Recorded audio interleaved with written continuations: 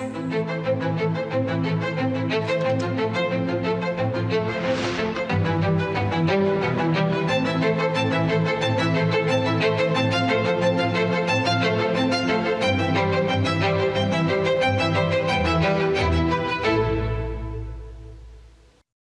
মৰমৰ দেশবাসী নমস্কাৰ। মন কি বাত অনুষ্ঠানলৈ আপোনালোকক পুনৰ এবাৰ স্বাগতম জনাইছো। নৱেম্বৰ মাহে বহুতো প্ৰেৰণা কঢ়িয়াই আনিলে। কেইদিনমান পূৰ্বে ২৬ নৱেম্বৰত সংবিধান দিৱস উপলক্ষে চেণ্ট্ৰেল হলত এক বিশেষ কাৰ্যসূচীৰ আয়োজন কৰা হৈছিল।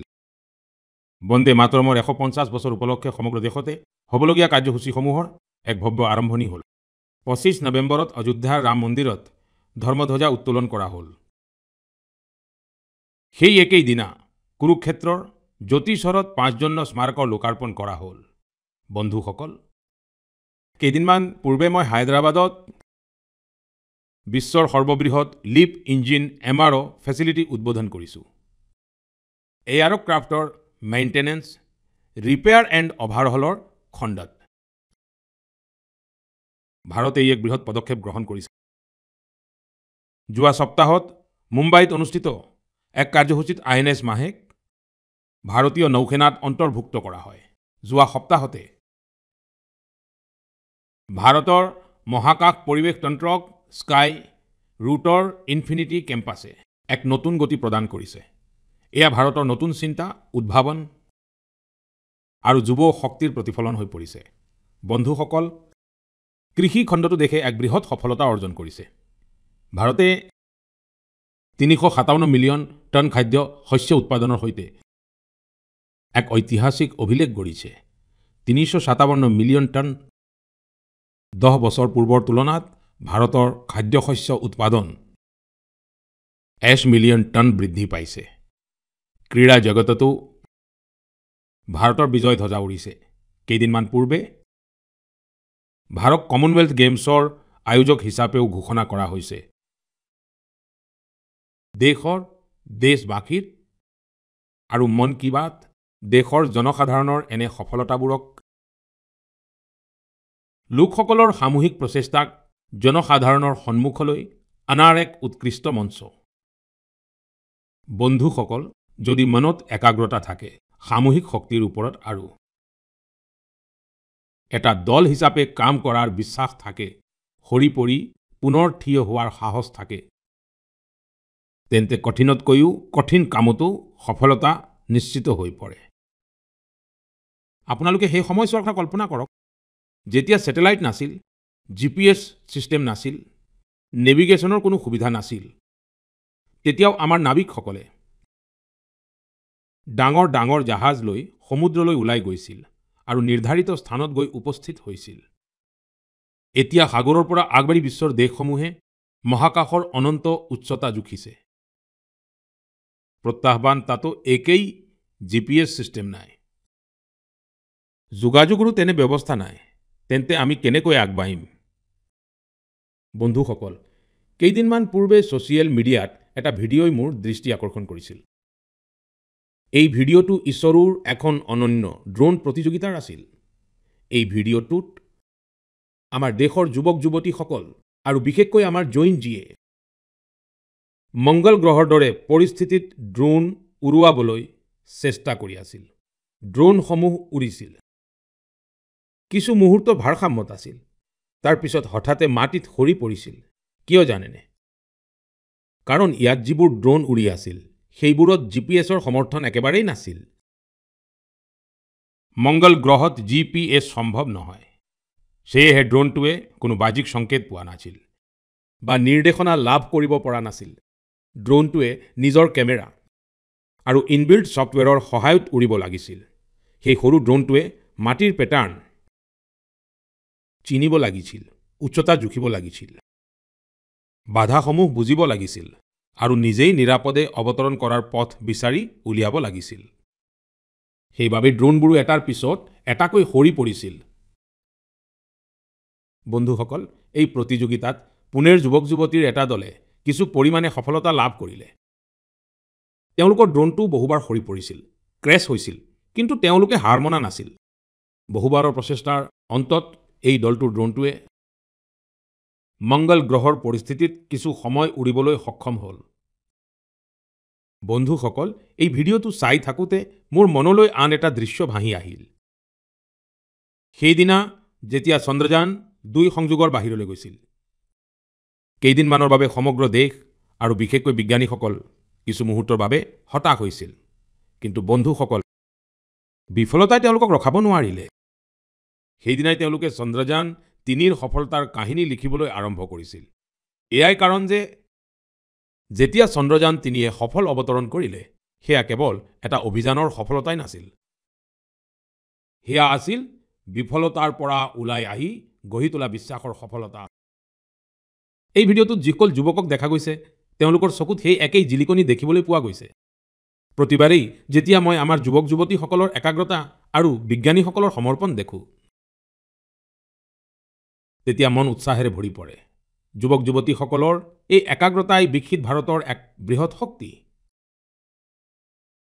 মোৰ মৰমৰ দেশবাসী, আপোনালোক সকলোৱে মৌৰ মিঠা সোৱাদৰ সৈতে নিশ্চয় পৰিচিত। কিন্তু প্ৰায়ে আমি এই কথা নাজানো, ইয়াৰ আঁৰত কিমান মানুহৰ পৰিশ্ৰম আছে, কিমান পৰম্পৰা আছে আৰু প্ৰকৃতিৰ সৈতে কিমান সুন্দৰ সমন্বয় আছে। বন্ধুসকল, জম্মু কাশ্মীৰৰ পাহাৰীয়া অঞ্চলত বন তুলসী অৰ্থাৎ চুলাই আছে। চুলাই ফুলৰ পৰা ইয়াৰ মৌ মাখিবোৰে এক অতি অনন্য মৌ তৈয়াৰ কৰে। এই মৌ বগা ৰঙৰ হয়, যাক ৰামবন চুলাই মৌ বুলি কোৱা হয়। কেইবছৰমান আগতে ৰামবন চুলাই মৌক GI টেগ দিয়া হৈছে। ইয়াৰ পিছত এই মৌৰ পৰিচয় সমগ্ৰ দেশতে গঢ়ি উঠিছে। বন্ধুসকল, দক্ষিণ কন্নড় জিলাৰ পুত্তুৰত তাৰ বনস্পতিবোৰ মৌ উৎপাদনৰ বাবে উৎকৃষ্ট বুলি গণ্য কৰা হয়। ইয়াত গ্ৰামজন্য নামৰ এটা কৃষক সংগঠনে এই প্ৰাকৃতিক উপহাৰক নতুন দিশ দিয়াছে। গ্ৰামজন্য ইয়াত এটা আধুনিক প্ৰচেছিং ইউনিট, এটা লেব, য'ত বটলিং, ষ্ট'ৰেজ আৰু ডিজিটেল ট্ৰেকিঙৰ দৰে সুবিধা যোগ কৰিছে। এতিয়া এই মৌ ব্ৰেণ্ডেড সামগ্ৰী হৈ গাঁৱৰ পৰা চহৰলৈকে গৈছে। এই প্ৰচেষ্টাৰ জৰিয়তে ২,৫০০তকৈ অধিক কৃষকে লাভান্বিত হৈছে। বন্ধুসকল, কৰ্ণাটকৰে টুমকুৰ জিলাত শিৱগংগা কালিঞ্জিয়া নামৰ সংস্থাটোৰ প্ৰচেষ্টাও অতি প্ৰশংসনীয়। তেওঁলোকৰ দ্বাৰা ইয়াত প্ৰতিজন সদস্যক আৰম্ভণিতে ২টাকৈ মৌমাখিৰ বাকচ দিয়া হয়। এনেদৰে এই সংস্থাটোৱে অনেক কৃষকক নিজৰ অভিযানৰ সৈতে জড়িত কৰিছে। এতিয়া সংস্থাটোৰ সৈতে জড়িত কৃষকসকলে মিলি মৌ উলিয়ায়, উন্নতমানৰ পেকেজিং কৰে আৰু স্থানীয় বজাৰলৈ প্ৰেৰণ কৰে। ইয়াৰ জৰিয়তে তেওঁলোকে লাখ লাখ টকা উপাৰ্জন কৰিছে। এনেকুৱা এক উদাহৰণ হ'ল নাগালেণ্ডৰ ক্লিফ হানি হাণ্টিং। নাগালেণ্ডৰ চুকলাংগান গাঁৱত চিয়ামনি ইয়াংগান জনজাতিয়ে শতিকা ধৰি মৌ উলিওৱাৰ কাম কৰি আহিছে। ইয়াত মৌমাখিয়ে গছত নহয়, বৰঞ্চ ওখ শিলৰ ওপৰত নিজৰ বাহ সাজে। সেয়েহে মৌ উলিওৱা কামটো অতি বিপদসংকুল। সেয়েহে ইয়াৰ মানুহে মৌমাখিৰ লগত প্ৰথমে নম্ৰতাৰে কথা পাতে, তেওঁলোকৰ পৰা অনুমতি লয়, তেওঁলোকক জনায় যে আজি তেওঁলোকে মৌ নিবলৈ আহিছে। ইয়াৰ পিছত মৌ উলিয়ায়। বন্ধুসকল, আজি ভাৰতে মৌ উৎপাদনত নতুন অভিলেখ গঢ়িছে। 11 বছৰ আগতে দেশত মৌৰ উৎপাদন ৭৬,০০০ মেট্ৰিক টন আছিল। এতিয়া ই বাঢ়ি ১.৫ লাখ মেট্ৰিক টনতকৈ অধিক হৈছে। বিগত কিছু বছৰত মৌৰ ৰপ্তানিও ৩ গুণতকৈ অধিক বৃদ্ধি পাইছে। হানি মিছন কাৰ্যসূচীৰ অধীনত খাদী গ্ৰামোদ্যোগেও ২২৫,০০০তকৈ অধিক মৌমাখিৰ বক্স লোকসকলৰ মাজত বিতৰণ কৰিছে। ইয়াৰ জৰিয়তে হাজাৰ হাজাৰ লোকে নিয়োগৰ নতুন সুযোগ লাভ কৰিছে। অৰ্থাৎ দেশৰ ভিন্ন কোণত মৌৰ মিঠাও বাঢ়িছে আৰু এই মিঠাই কৃষকৰ আয়ু বৃদ্ধি কৰিছে। মোৰ মৰমৰ দেশবাসী, হাৰিয়ানাৰ কুৰুক্ষেত্ৰত মহাভাৰতৰ যুদ্ধ হৈছিল। এই কথা আমি সকলোৱে জানো। কিন্তু যুদ্ধৰ এই অভিজ্ঞতা এতিয়া আপোনালোকে তাত থকা মহাভাৰত অভিজ্ঞতা কেন্দ্ৰটো সাক্ষাৎ অনুভৱ কৰিব পাৰিব। এই অভিজ্ঞতা কেন্দ্ৰত মহাভাৰতৰ গাথাক 3D light and sound show' আৰু ডিজিটেল কৌশলৰ জৰিয়তে দেখুওৱা হৈছে। 25 নৱেম্বৰত যেতিয়া মই কুৰুক্ষেত্ৰলৈ গৈছিলোঁ, তেতিয়া এই অভিজ্ঞতা কেন্দ্ৰৰ অভিজ্ঞতাই মোক আনন্দৰে ভৰাই তুলিছিল। বন্ধুসকল, কুৰুক্ষেত্ৰত ব্ৰহ্মসৰোবৰত আয়োজিত আন্তঃৰাষ্ট্ৰীয় গীতা মহোৎসৱত অংশগ্ৰহণ কৰাটো মোৰ বাবে অতি বিশেষ আছিল। মই এইটো দেখি অতিশয় প্ৰভাৱিত হৈছিলোঁ যে কেনেকৈ বিশ্বৰ বিভিন্ন প্ৰান্তৰ লোকে দিব্য গ্ৰন্থ গীতাৰ দ্বাৰা অনুপ্ৰাণিত হৈছে। এই মহোৎসৱত ইউৰোপ আৰু মধ্য এছিয়াকে ধৰি বিশ্বৰ বহু দেশৰ লোকে অংশগ্ৰহণ কৰিছিল।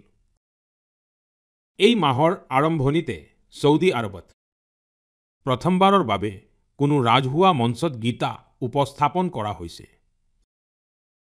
ইউৰোপৰ লাটভিয়াতো এক স্মৰণীয় গীতা মহোৎসৱ আয়োজন কৰা হৈছিল। এই মহোৎসৱত লাটভিয়া, এষ্টনিয়া, লিথুৱেনিয়া আৰু আলজেৰিয়াৰ শিল্পীসকলে উৎসাহেৰে অংশগ্ৰহণ কৰিছিল।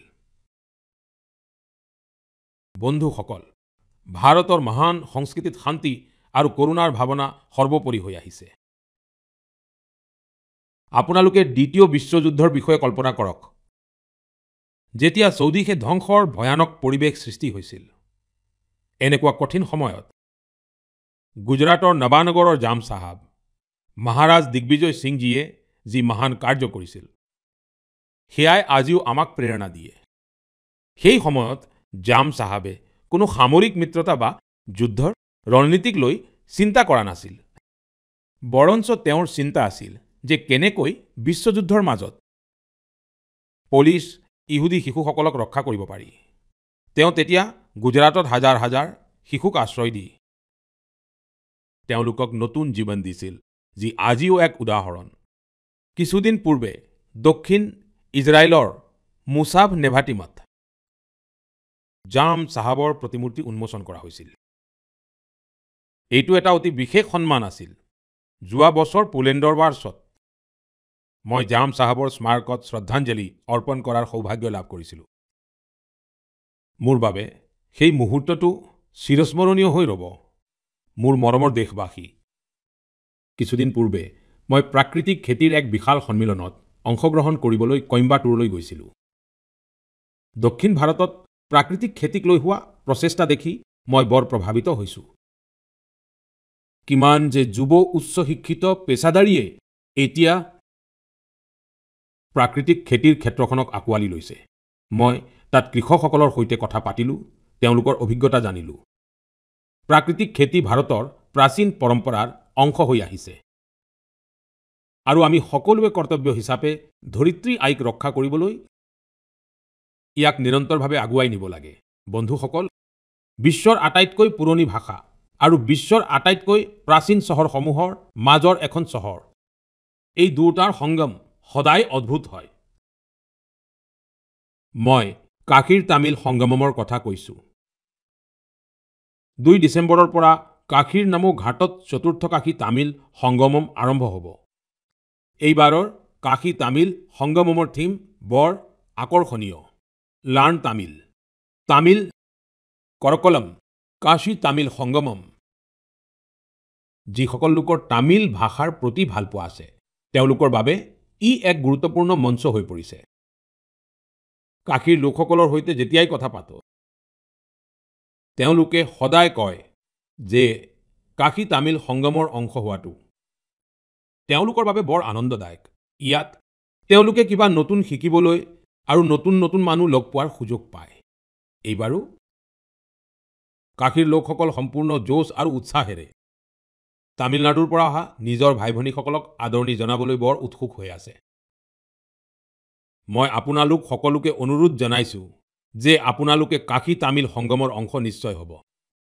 ইয়াৰ লগতে এনেকুৱা আন মঞ্চৰ বিষয়েও চিন্তা কৰক, যাৰ দ্বাৰা এক ভাৰত শ্ৰেষ্ঠ ভাৰতৰ ভাৱনা শক্তিশালী হয়।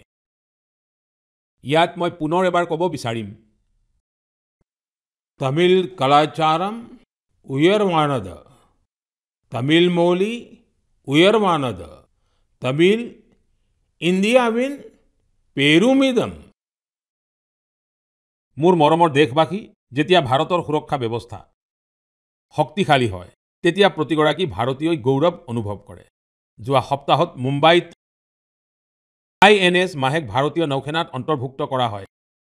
কিছু লোকৰ মাজত ইয়াৰ স্বদেশী ডিজাইনক লৈ যথেষ্ট চৰ্চা হৈছিল। আনহাতে পুডুচেৰী আৰু মালাবাৰ উপকূলৰ লোকসকল ইয়াৰ নামটোৰ বাবে আনন্দিত হৈছিল। দৰাচলতে ইয়াৰ মাহে নামটো সেই স্থান মাহেৰ নামেৰে ৰখা হৈছে, যাৰ এক সমৃদ্ধ ঐতিহাসিক ঐতিহ্য আছে। কেৰালা আৰু তামিলনাডুৰ বহু লোকে এই কথাত গুৰুত্ব দিছিল যে কলহৰীয়াপট্টুৰ এই যুদ্ধ জাহাজখনৰ ক্ৰেষ্ট উৰুমি পৰম্পৰাগত নমনীয় তৰোৱালৰ দৰে দেখা যায়। এইটো আমাৰ সকলোৰে বাবে গৌৰৱৰ বিষয় যে আমাৰ নৌসেনাই অতি দ্ৰুতগতিত আত্মনিৰ্ভৰশীলতাৰ দিশে আগবাঢ়িছে। 4 ডিচেম্বৰত আমি নৌসেনা দিৱস পালন কৰিবলৈ ওলাইছো। এই সুযোগটো আমাৰ সৈনিকসকলৰ অদম্য সাহস আৰু পৰাক্ৰমক সন্মান জনোৱাৰ এক বিশেষ দিন। বন্ধুসকল, যিসকল লোকে নৌসেনা সম্পৰ্কীয় পৰ্যটনত আগ্ৰহী, তেওঁলোকৰ বাবে আমাৰ দেশত এনে বহু ঠাই আছে যলৈ গ'লে তেওঁলোকে বহু কথা শিকিব পাৰিব। দেশৰ পশ্চিম উপকূলত গুজৰাটৰ সোমনাথৰ ওচৰত দিউ নামৰ এখন জিলা আছে। দিউত INS খোকৰীক সমৰ্পিত খোকৰী মেমৰিয়েল এণ্ড মিউজিয়াম আছে। আনহাতে গোৱাত নেভেল এভিয়েশ্যন মিউজিয়াম আছে, যি এছিয়াৰ ভিতৰতে এক অনন্য সংগ্ৰহালয়। ফৰ্ট কোচিৰ INS দ্ৰোণাচাৰ্যত ইণ্ডিয়ান নেভেল মেৰিটাইম মিউজিয়াম আছে। ইয়াত আমাৰ দেশৰ সামুদ্ৰিক ইতিহাস আৰু ভাৰতীয় নৌসেনাৰ বিৱৰ্তন দেখা যায়। শ্ৰী বিজয়াপুৰম, যাক আগতে পৰ্ট ব্লেয়াৰ বুলি কোৱা হৈছিল, তাত থকা সামুদ্ৰিকা নেভেল মেৰিন মিউজিয়ামখন সেই অঞ্চলৰ সমৃদ্ধ ইতিহাস তুলি ধৰাৰ বাবে জনাজাত। কাৰৱাৰৰ ৰবীন্দ্ৰনাথ ঠাকুৰ বিচ্চত ৱাৰশ্বিপ মিউজিয়ামত মিছাইল আৰু অস্ত্ৰ শস্ত্ৰৰ ৰেপ্লিকা ৰখা হৈছে। বিশাখাপট্টনমতো ভাৰতীয় নৌসেনাৰ সৈতে জড়িত এটা ছাবমেৰিন, হেলিকপ্টাৰ আৰু এয়াৰক্ৰাফ্ট মিউজিয়াম আছে। মই আপোনালোক সকলোকে, বিশেষকৈ সামৰিক ইতিহাসত আগ্ৰহী লোকসকলক অনুৰোধ জনাইছোঁ যে আপোনালোকে এই সংগ্ৰহালয়সমূহ চাবলৈ নিশ্চয় যাব। মোৰ মৰমৰ দেশবাসী, শীতকাল আহিছে আৰু ইয়াৰ লগে লগে শীতকালীন পৰ্যটনৰ সময়ো আহি পৰিছে। বিশ্বৰ বহু দেশে শীতকালত হোৱা পৰ্যটনক উইণ্টাৰ টুৰিজমক তেওঁলোকৰ অৰ্থনীতিৰ এক বৃহৎ ভেটি হিচাপে গঢ়ি তুলিছে। বহু দেশত বিশ্বৰ আটাইতকৈ সফল উইণ্টাৰ ফেষ্টিভেল আৰু উইণ্টাৰ স্পৰ্টছ মডেল আছে। এই দুটা অংশ skiing, snowboarding, snow trekking, ice climbing আৰু ফেমিলি স্নো পাৰ্কৰ দৰে অভিজ্ঞতাক নিজৰ পৰিচয় কৰি তুলিছে। তেওঁলোকে নিজৰ উইণ্টাৰ ফেষ্টিভেলসমূহকো বিশ্বব্যাপী আকৰ্ষণৰ কেন্দ্ৰবিন্দু কৰি তুলিছে।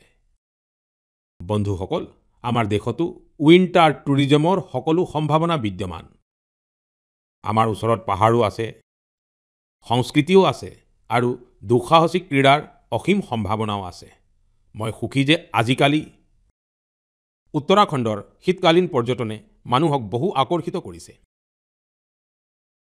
শীতকালত ঔৰি, মুন্সিয়াৰী, চৌপতা আৰু ডেৰাৰ দৰে ঠাইবোৰ জনপ্ৰিয় হৈ পৰিছে। কেইসপ্তাহমান আগতে পিথোৰাগড় জিলাত 14,500 ফুটতকৈ অধিক উচ্চতাত আদি কৈলাশত ৰাজ্যৰ প্ৰথমখন হাই অল্টিটিউড আল্ট্ৰা ৰান মাৰাথনৰ আয়োজন কৰা হৈছিল। ইয়াত দেশৰ 18খন ৰাজ্যৰ 750 জনতকৈ অধিক এথলীটে অংশগ্ৰহণ কৰিছিল। 60 কিলোমিটাৰ দৈৰ্ঘ্যৰ আদি কৈলাশ পৰিক্ৰমা ৰানৰ আৰম্ভণি হাড় কঁপোৱা জাৰত পুৱা 5 বজাত হৈছিল। ইমান ঠাণ্ডা সত্ত্বেও মানুহৰ উৎসাহ চাবলগীয়া আছিল।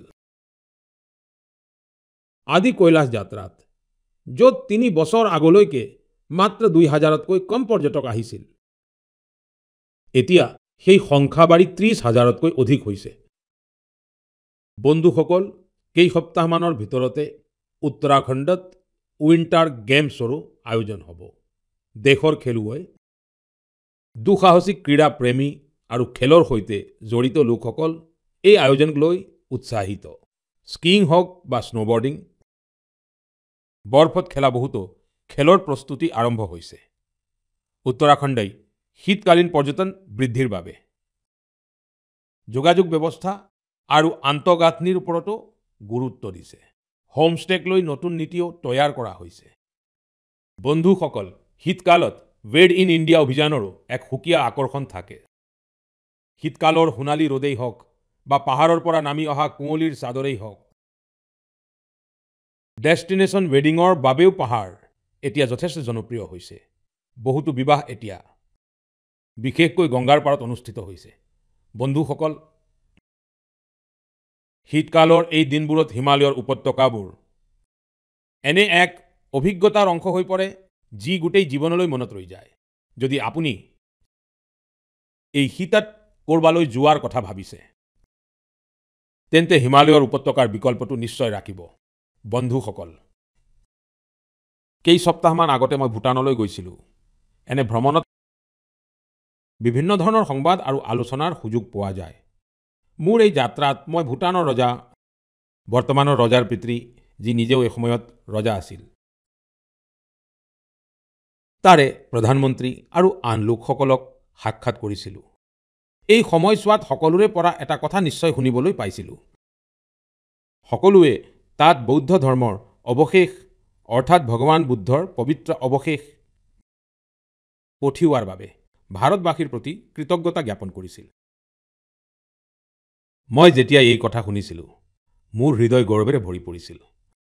বন্ধুসকল, ভগৱান বুদ্ধৰ পবিত্ৰ অৱশেষক লৈ আন বহুতো দেশতো এনে উৎসাহ দেখিবলৈ পোৱা গৈছে। যোৱা মাহতে ৰাষ্ট্ৰীয় সংগ্ৰহালয়ৰ পৰা এই পবিত্ৰ অৱশেষসমূহ ৰাছিয়াৰ কালমিকলৈ লৈ যোৱা হৈছিল, য'ত বৌদ্ধ ধৰ্মৰ বিশেষ মহত্ব আছে। মোক কোৱা হৈছিল যে এইবোৰ দৰ্শনৰ বাবে ৰাছিয়াৰ দূৰ দূৰণিৰ পৰাও বহু সংখ্যক লোক তাত উপস্থিত হৈছিল। এই পবিত্ৰ অৱশেষসমূহ মংগোলিয়া, ভিয়েটনাম আৰু থাইলেণ্ডলৈ লৈ যোৱা হৈছে। প্ৰতিটো স্থানতে লোকসকলৰ বিপুল উৎসাহ দেখা গৈছে। এইবোৰ দৰ্শনৰ বাবে থাইলেণ্ডৰ ৰজাও উপস্থিত হৈছিল। সমগ্ৰ বিশ্বতে ভগৱান বুদ্ধৰ পবিত্ৰ অৱশেষৰ প্ৰতি এনে গভীৰ সম্পৰ্ক দেখি মন আৱেগেৰে অভিভূত হৈ পৰে। এয়া শুনি বৰ ভাল লাগে যে কেনেকৈ এনেধৰণৰ কোনো পদক্ষেপে পৃথিৱীৰ বিভিন্ন লোকক একত্ৰিত কৰাৰ মাধ্যম হৈ পৰে। মই আপোনালোক সকলোকে সদায় ভকেল ফৰ লোকেলৰ মন্ত্ৰ লগত লৈ চলিবলৈ কওঁ। কিছুদিন পূৰ্বে G20 শীৰ্ষ সন্মিলনৰ সময়ত যেতিয়া বিশ্বৰ বহু নেতাক উপহাৰ দিয়াৰ কথা আহিছিল, তেতিয়া মই পুনৰ ক'লো, ভকেল ফৰ লোকেল। মই দেশবাসীৰ হৈ বিশ্বৰ নেতাসকলক যি উপহাৰ প্ৰদান কৰিলোঁ, তাত এই ভাৱনাৰ বিশেষ ধ্যান ৰখা হৈছিল। G20ৰ সময়ত মই দক্ষিণ আফ্ৰিকাৰ ৰাষ্ট্ৰপতিগৰাকীক নটৰাজৰ ব্ৰঞ্জৰ মূৰ্তি উপহাৰ দিছিলোঁ। এইটো তামিলনাডুৰ তাঞ্জাভুৰৰ সাংস্কৃতিক ঐতিহ্যৰ সৈতে জড়িত আৰু চোল যুগৰ শিল্পকলাৰ এক অদ্ভুত উদাহৰণ। কানাডাৰ প্ৰধানমন্ত্ৰীগৰাকীক ৰূপৰ ঘোঁৰাৰ প্ৰতিকৃতি দিয়া হৈছিল, যিটো ৰাজস্থানৰ উদয়পুৰৰ উৎকৃষ্ট শিল্পকলাক প্ৰতিফলিত কৰে। জাপানৰ প্ৰধানমন্ত্ৰীগৰাকীক ৰূপৰ বুদ্ধৰ প্ৰতিকৃতি উপহাৰ দিয়া হৈছিল। ইয়াত তেলেংগানা আৰু কৰিমনগৰৰ বিখ্যাত ৰূপৰ শিল্পৰ সূক্ষ্মতা ফুটি উঠিছে। ইটালীৰ প্ৰধানমন্ত্ৰীগৰাকীক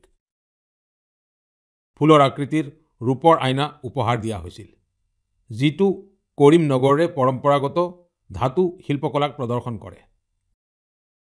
অষ্ট্ৰেলিয়াৰ প্ৰধানমন্ত্ৰীগৰাকীক মই ব্ৰাছ উৰুলি উপহাৰ দিছিলোঁ। এইটো কেৰালাৰ মুন্নাৰৰ এক উৎকৃষ্ট শিল্প।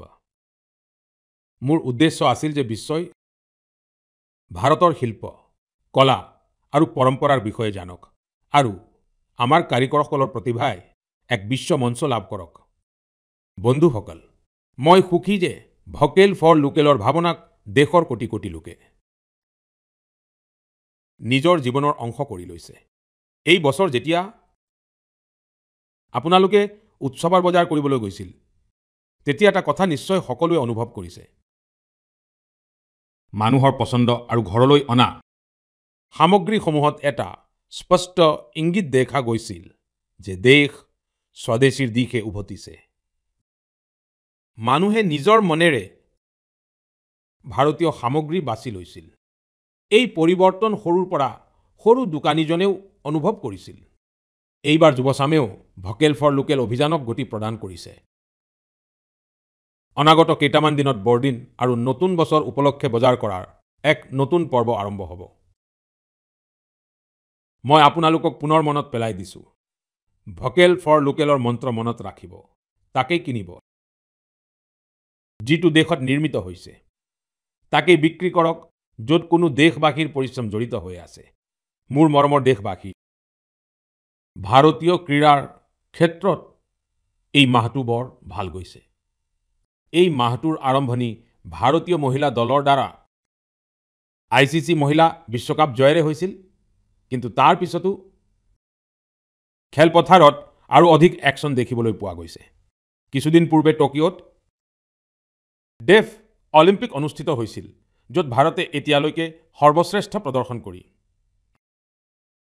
20টা পদক লাভ কৰিছে।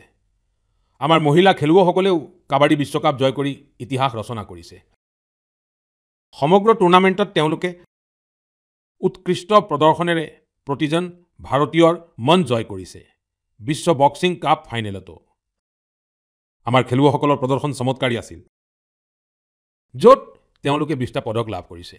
বন্ধুসকল, যিটো কথাৰ অধিক চৰ্চা হৈছে সেয়া হ'ল আমাৰ মহিলা দলটোৰ ব্লাইণ্ড ক্ৰিকেট বিশ্বকাপ জয়। ডাঙৰ কথাটো হ'ল আমাৰ এই দলটোৱে এখনো মেচ নাহাৰাকৈ এই টুৰ্ণামেণ্টখন জিকিছে। দেশবাসীয়ে এই দলটোৰ প্ৰতিজন খেলুৱৈক লৈ অত্যন্ত গৌৰৱান্বিত। মোৰ এই দলটোৰ সৈতে প্ৰধানমন্ত্ৰীৰ বাসগৃহত সাক্ষাৎ হৈছিল। সঁচাকৈয়ে এই দলটোৰ সাহস, তেওঁলোকৰ উৎসাহে আমাক বহু কথা শিকায়। এই বিজয় আমাৰ ক্ৰীড়া ইতিহাসৰ অন্যতম শ্ৰেষ্ঠ বিজয়, যি প্ৰতিজন ভাৰতীয়ক অনুপ্ৰাণিত কৰি থাকিব। বন্ধুসকল, আজিকালি আমাৰ দেশত এণ্ডুৰেন্স স্পৰ্টছৰ এক নতুন ক্ৰীড়া সংস্কৃতিও দ্ৰুতগতিত গঢ় লৈ উঠিছে। এণ্ডুৰেন্স স্পৰ্টছ বুলিলে মই এনে ক্ৰীড়া কাৰ্যকলাপক বুজাওঁ য'ত আপোনাৰ সীমাৰ পৰীক্ষা হয়। কেইবছৰমান আগলৈকে মাৰাথন আৰু বাইকেথনৰ দৰে বিশেষ অনুষ্ঠান কিছুমান বিশেষ লোকৰ মাজতে সীমাবদ্ধ আছিল, কিন্তু এতিয়া বহু কথাই সলনি হৈছে। মোক জনোৱা হৈছে যে সমগ্ৰ দেশতে প্ৰতিমাহে 1500ৰো অধিক এণ্ডুৰেন্স স্পৰ্টছৰ আয়োজন কৰা হয়। এই অনুষ্ঠানসমূহত অংশগ্ৰহণ কৰিবলৈ এথলীটসকলে বহু দূৰলৈ যায়।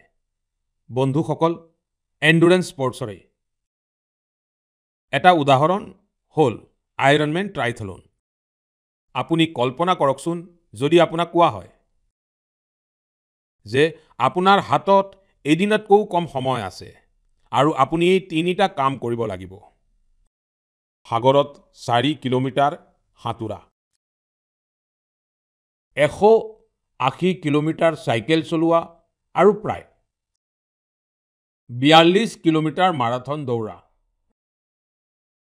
তেতিয়া আপুনি ভাবিব যে এয়া কেনেকৈ সম্ভৱ, কিন্তু আইৰণৰ দৰে সাহসী লোকে এই কামো সফলতাৰে কৰি দেখুৱায়।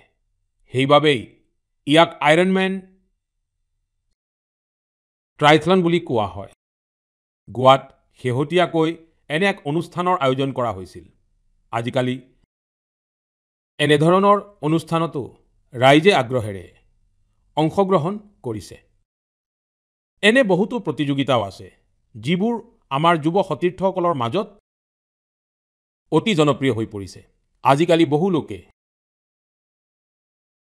ফিট ইণ্ডিয়া ছানডে জ'ন চাইকেলৰ দৰে কাৰ্যসূচীত অংশ ল'বলৈ একত্ৰিত হৈছে।